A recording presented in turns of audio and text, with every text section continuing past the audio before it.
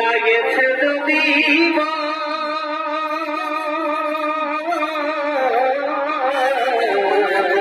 চমৎকার ভাই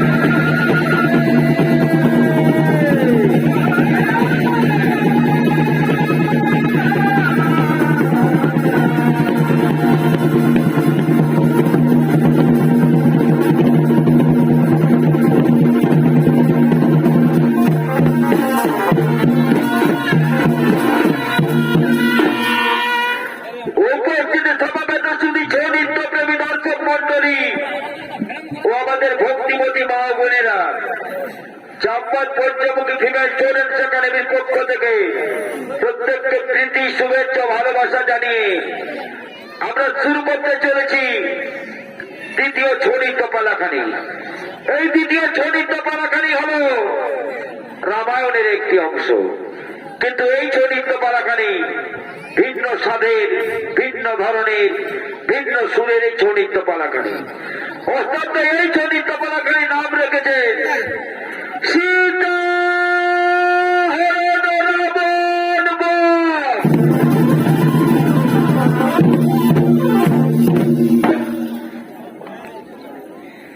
আর এই পিতৃ সত্য পানি মানে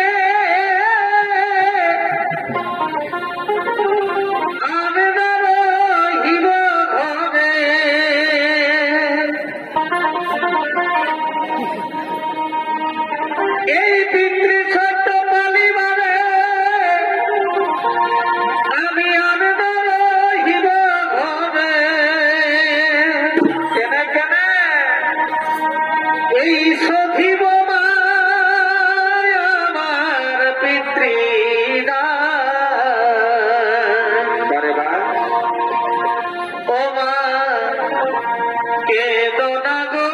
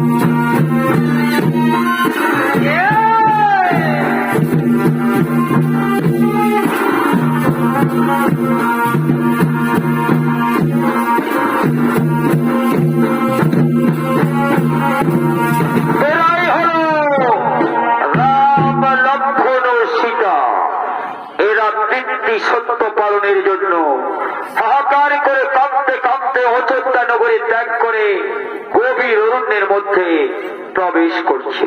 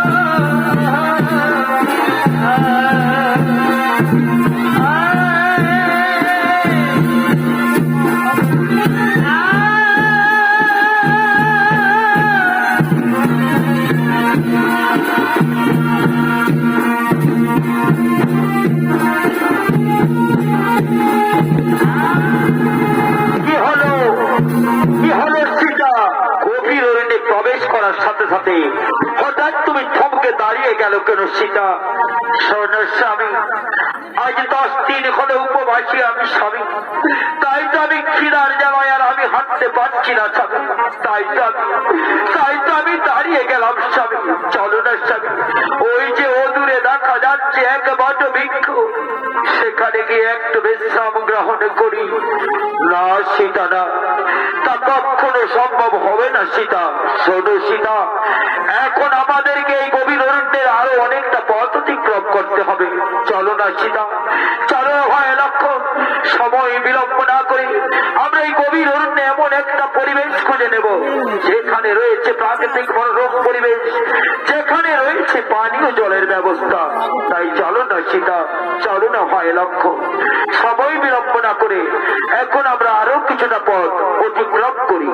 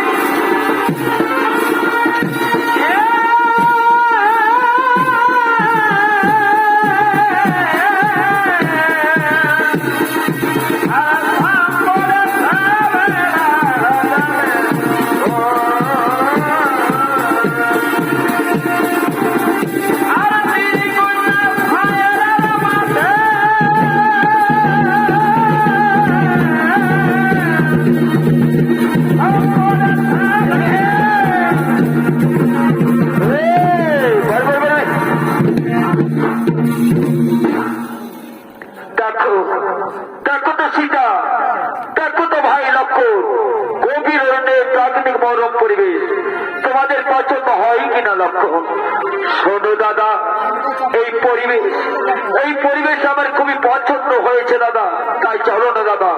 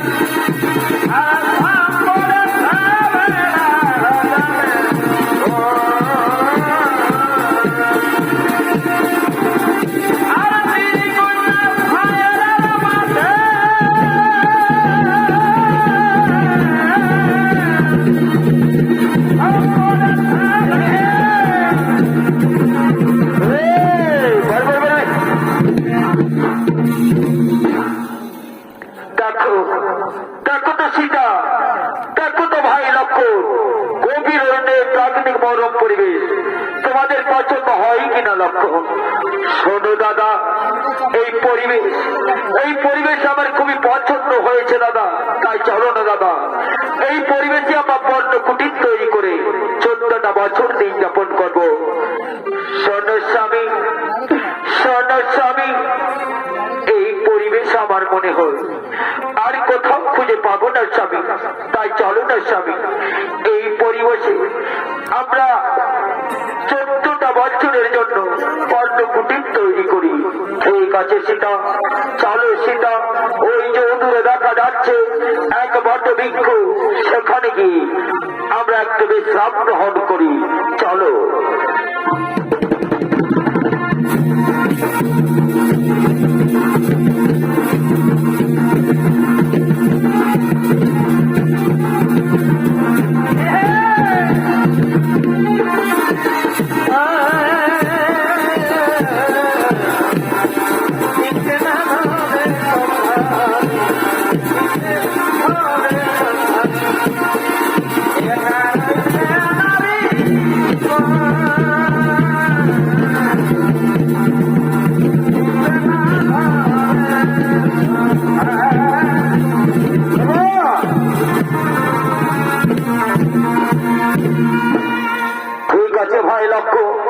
তুমি ওপারে ওই যে ছোপের আড়ের এক বড় ছায়া, সেখানে তুমি বিশ্রাম গ্রহণ করো।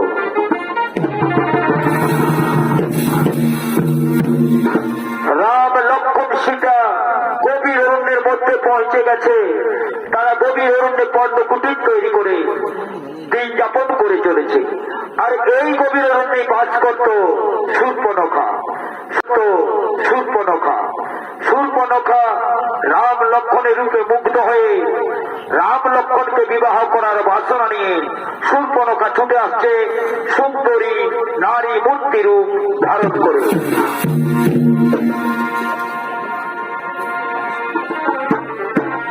এই ওই যে দূরের পাহাড়ে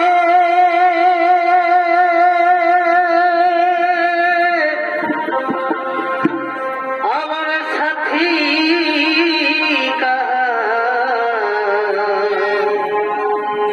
গেলি রে,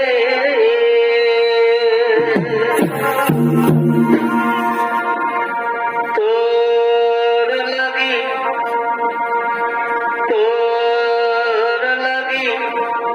এই দিতে দিব দিলি রে কুরবান। এই পাহাড় কোলে থাকি আমরা ধ্রুবর গানে নাচি, ওদের বাবুরাকে বেদাই ভালোবাসি। বাবু হামার আসে তাই লুটে নিল জান, তোর লাগি জিন্দে দিব দিলি রে কুরবান। এই তোর লাগি জিন্দে দিব দিলি রে কুরবান। ওই যে তোদের পাহাড়ে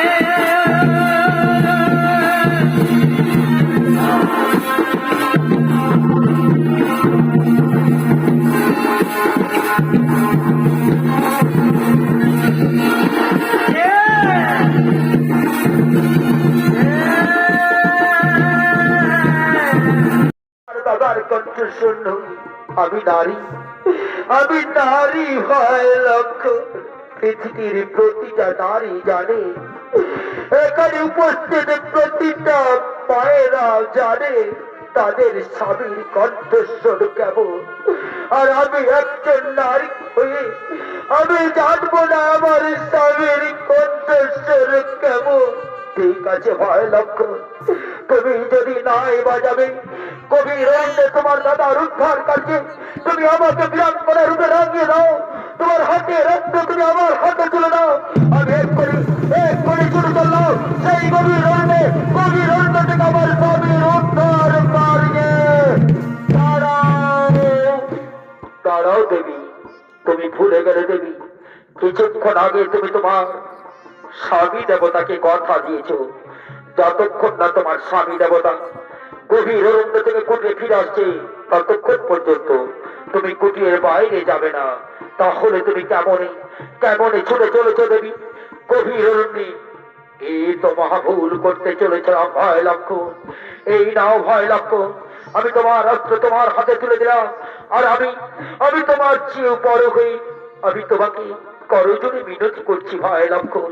যাও না ভয় লক্ষণ, তুমি গভীর অরণ্য থেকে তোমার দাদাকে আমার কাছে এনে দাও। না দেবী না, তুমি ভুল করছো দেবী, তুমি জানো না দেবী এই কণ্ঠস্বর আমার দাদার কণ্ঠস্বর নয় দেবী।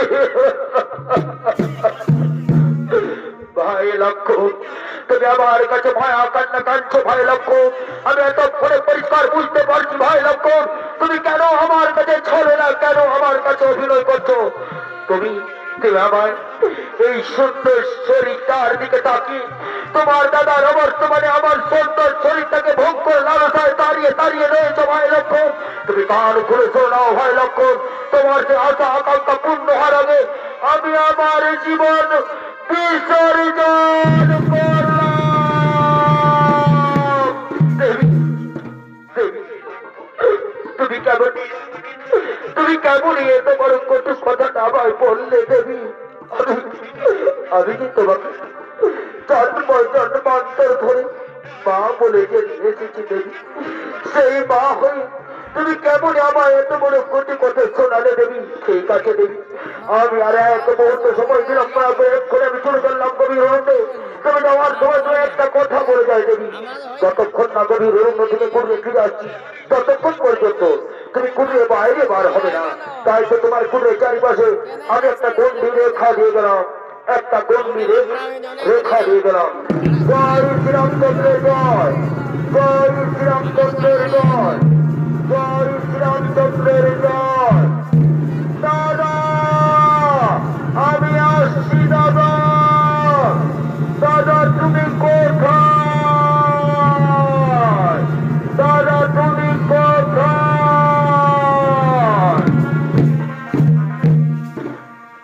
ঠিক এই সময় লঙ্কাধিপতি রাবণ বিপ্রবর্ণ ব্রহ্মরূপ ধারণ করে ছুটে আসছে রামচন্দ্রের কুটির অনুসরণ করে।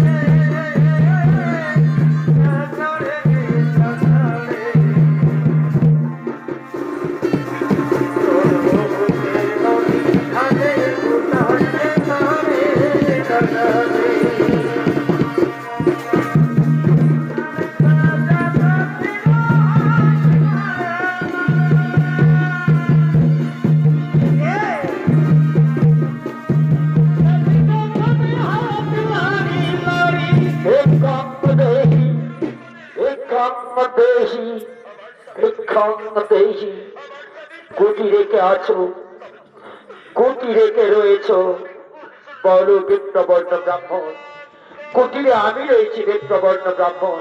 শোনো মা, আজ 10 দিন হলো আমি উপবাসী, খিদায় আমার পেট জ্বলছে মা, তাই তোমার কুটিরের দ্বারে আমি এসেছি। তোমার কুটির থেকে আমি কিছু ভিক্ষা গ্রহণ করে তার সেবন করে আমার পেটের ক্ষুধা নিবারণ করব। এই তো মহা সমস্যায় ফেললে বিপ্রবর্ণ ব্রাহ্মণ।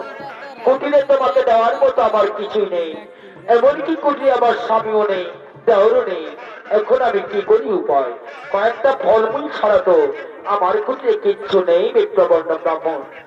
শোনো মা, তোমার কুটিরে যে ফলমূল রয়েছে সেই সমান ফলমূল আমি তোমার কুটির থেকে ভিক্ষা গ্রহণ করব এবং তা সেবন করে আমার পেটের ক্ষুধা নিবারণ করব।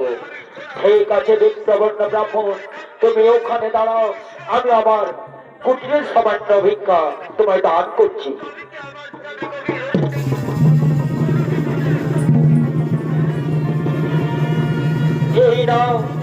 এই নাও বিপ্রবর্ণ ব্রাহ্মণ, আমার কুলের সামান্য ভিক্ষা থেকে গ্রহণ করো। বিপ্রবর্ণ ব্রাহ্মণ, আমার কুলের সামান্য ভিক্ষা থেকে গ্রহণ করো। না বানা, ওখান থেকে আমি ভিক্ষা গ্রহণ করতে পারবো না মা।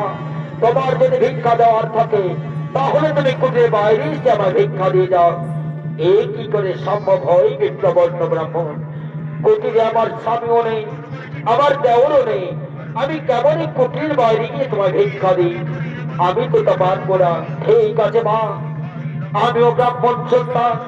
আমাদের ধর্মে একটা নিয়ম আছে, যখন কুটিরে কোনো মেয়ের একা থাকে তখন সেই কুটিরে প্রবেশ করা নিষেধ। তাই কাজ করি বাবা, আমিও দৃপ্ত হস্তে ক্ষুধার অবস্থায় তোর কুটির দ্বার থেকে আমি চলেই যাচ্ছি মা, চলেই যাচ্ছি। তারাও তারাও বিপ্রবর্ণ ব্রাহ্মণ, তুমি যদি আমার কুটির দ্বার থেকে রিক্ত হস্তে ক্ষুধার অবস্থায় চলে যাও তাহলে যেমন আমার কুটির অমঙ্গল হবে, ঠিক তেমনি আমার স্বামী এবং আমার দেওরের অমঙ্গল হবে। তাই তুমি ওখানে দাঁড়াও বিপ্রবর্ণ ব্রাহ্মণ, আমি কুটির বাইরে গিয়ে তোমার ভিক্ষা দিয়ে আসছি। কুটির বাইরে গিয়ে তোমার ভিক্ষা দিয়ে আসছি। এই নাও বিপ্রবর্ণ ব্রাহ্মণ, তুমি আমার হাতের ভিক্ষা গ্রহণ করো। আমি কুটির বাইরে বেরিয়ে এসেছি, আমি কুটির বাইরে বেরিয়ে এসেছি বিপ্রবর্ণ ব্রাহ্মণ। এই নাও বিপ্রবর্ণ ব্রাহ্মণ, তুমি আমার হাতে বাঁচাও, বাঁচাও, বাঁচাও, বাঁচাও, আমার বাঁচাও, আমার বাঁচাও, আমার বাঁচাও, বাঁচাও, বাঁচাও।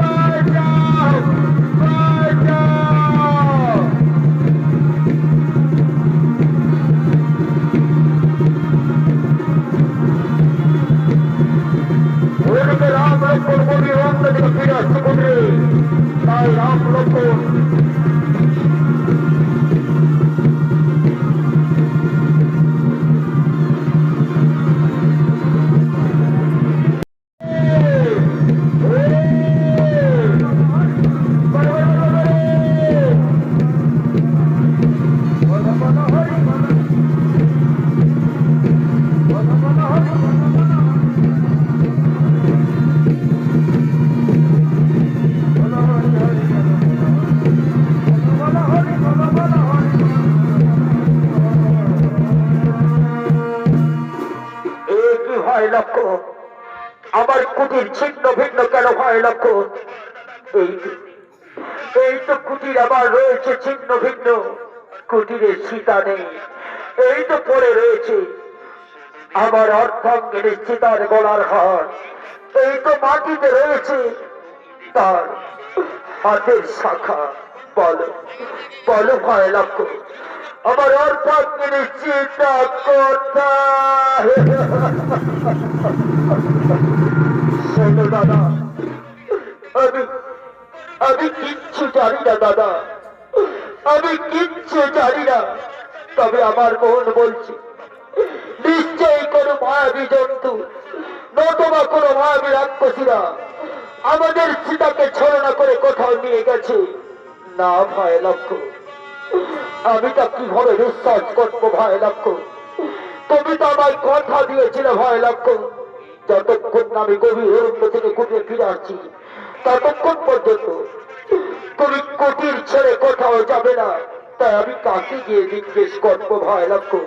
দাদা দাদা গো, তুমি আমায় কেন দপ্তরূপ করছো দাদা? আমি যে কিচ্ছু জানি না দাদা। ভাই লক্ষ্য, আমি কেমনে বাঁচবো ভাই লক্ষ্য? আমি সীতার বিয়ে নে কেমনে বাঁচবো ভাই লক্ষ্য? দাদা তুমি শান্ত হো দাদা। চলো না দাদা, আমরা দুই ভাই পৃথিবীর বীর যোদ্ধা, যত বড় বীরে নিয়ে যাক না কেন আমরা যুদ্ধে তাকে পরাজিত করি আমাদের দেবীকে আবার আমরা নিয়ে আসবো। ভাই লক্ষ্য, তুমি কেমনে আমায় বললে ভাই লক্ষ্য? আমার অন্তর কেটে যাচ্ছে, আমার চোখ দিয়ে জল গড়িয়ে আসছে। সীতার বিয়ে আমি বাঁচবো কেমনে?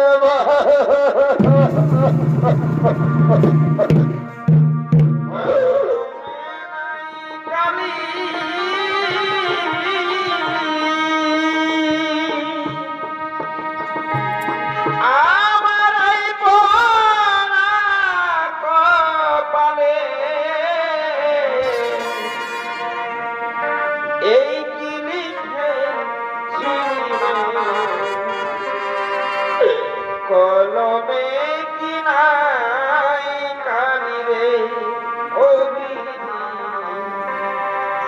কলমে কি নাই কালি রে।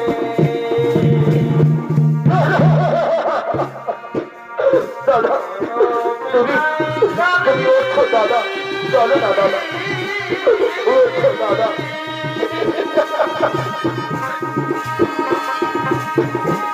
আমার এই কোনা কপালে এই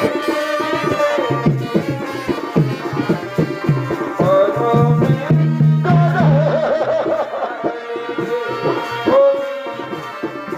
কলমে নাই কালি রে ওরা কালি রে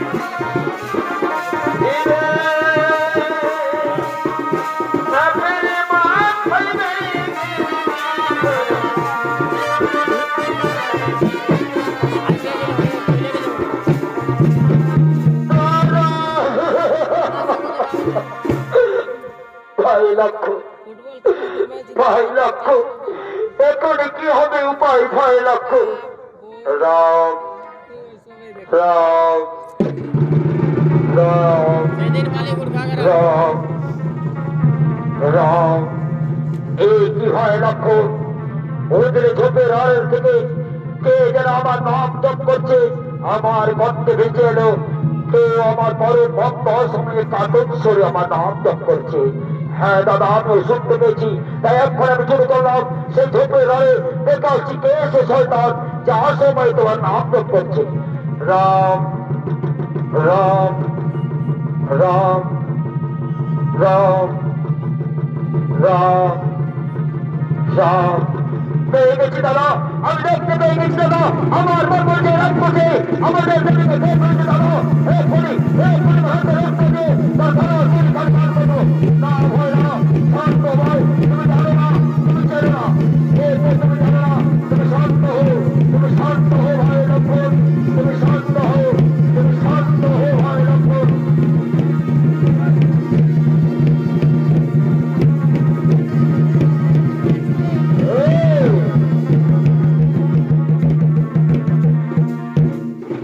শোনো ভয় লক্ষণ, তুমি ওকে চেনো না, ওকে জানো না, ও হলো আমার পিতার পরম বন্ধু যোদ্ধাহু পক্ষী। এই কি কথা শোনালে দাদা? হ্যাঁ ভয় লক্ষণ, তাই চলো না, আমরা অন্যায় করেছি, মা ভুল করেছি, তাকে মারার জন্য অস্ত্র তুলেছি, তাই চলো ওই পক্ষীর কাছে আমরা ক্ষমা চেনে দিয়ে নেবো। কেন সে সময় কাঁদন ছড়ে আমার নাম জপ করছে, রাম রাম রাম। আমাদের ক্ষমা করে পক্ষী, বলো পক্ষী, কেন তুমি অসময়ে কাতর ছেড়ে আমার নাম জপ করছো? শোনো রাম লক্ষণ দুই ভাই, তোমরা হলে আমার বন্ধু দশরথীর পুত্র, তাই তোমাদের আমি ক্ষমা করে দিলাম। শোনো, তোমাদের দেবী সীতাকে লঙ্কাধিপতি রাবণ জোর করে ছিনতাই করে নিয়ে গেছে। সীতা দেবীকে যখন আকাশ পথে রাবণ নিয়ে যাচ্ছিল, সীতা দেবী তখন বাঁচাও বাঁচাও বলে চিৎকার করছিল। আমি তখন আমার হাতের অস্ত্র নিয়ে ছুটে গেছিলাম রাবণকে বাধা দেওয়ার জন্য। রাবণ দন্তকা তার হাতের অস্ত্র দিয়ে আমার সারা শরীর খান খান করে দিয়েছে, তাই আমি আজ ক্লান্ত অবসন্ন। যাও রাম লক্ষণ, তোমরা গভীর অরণ্যের পশু পক্ষীদের সাথে মিত্রতা বাঁধিয়ে তোমরা ছুটে যাও লঙ্কায়। লঙ্কায় ছুটে গিয়ে রাবণকে যুদ্ধে নিহত করে তোমরা তোমাদের দেবীকে নিয়ে আসো, আবার তোমাদের পণ্য খুঁজবে। চলো ভাই লক্ষণ, এখন আমরা এই পক্ষীকে আলোয় পৌঁছে দিয়ে আমরা চলে যাবো লঙ্কায়।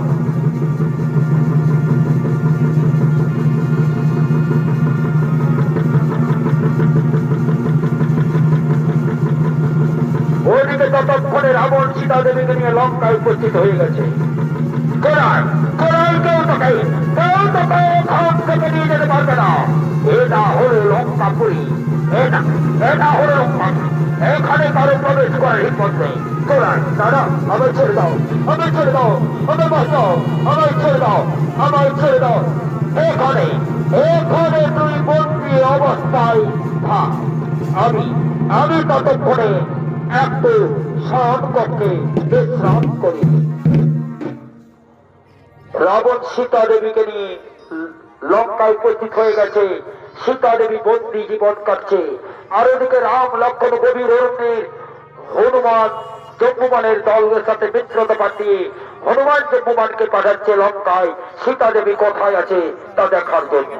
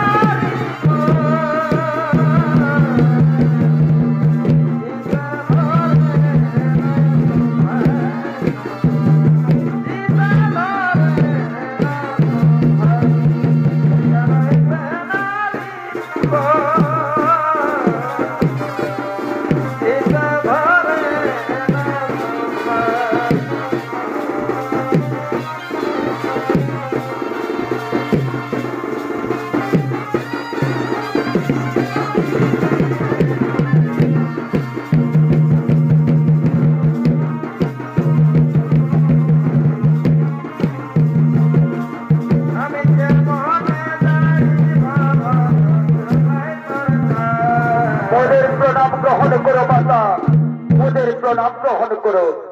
কে কে আমায় মাতা বলে ডেকেছো? আমি কি তোমাদের চিনতে পারলাম না? কেন তোমরা আমাকে মাতা বলে ডেকেছো? শোনো মাতা, আমরা হলাম তোমার স্বামীর পরম ভক্ত হনুমান ও জম্বুমানের দল। তোমার স্বামী আমাদেরকে পাঠিয়েছে, আমাদেরকে বলেছে যাও হনুমান জম্বুমান, তোমাদের দেবী রয়েছে লঙ্কায়। তাই আমরা ছুটে এসেছি তোমাকে দেখার জন্য। তুমি কেমন অবস্থায় রয়েছো? কেমনে রয়েছো? তোমার কি অবস্থা হয়েছে? তোমার কোনো অসুবিধা আছে নাকি মাতা?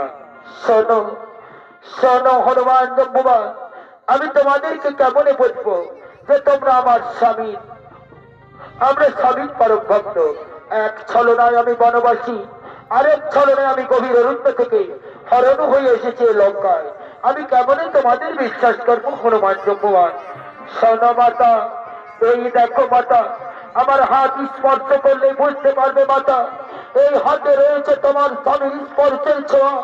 কই দেখি হনুমান, দেখি তো তোমার হাতের স্পর্শের ছোঁয়া। কি হনুমান, এই ছোঁয়া, এই ছোঁয়াটা আমার স্বামীর ছোঁয়া, এই গন্ধটা আমার স্বামীর গন্ধ।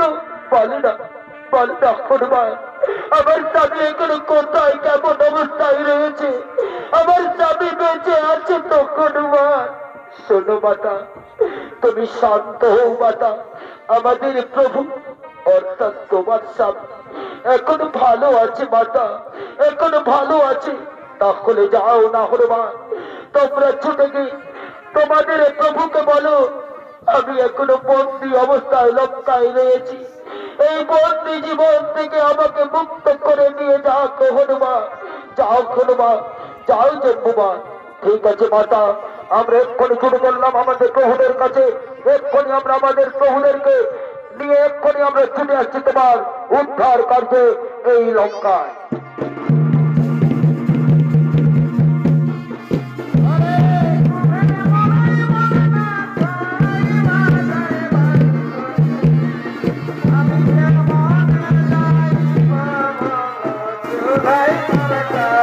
হনুমান জম্বুমানের রাম লক্ষ্মণকে নিয়ে আবার আরোহণ করবে লঙ্কায় সীতার উদ্ধার কার্যে।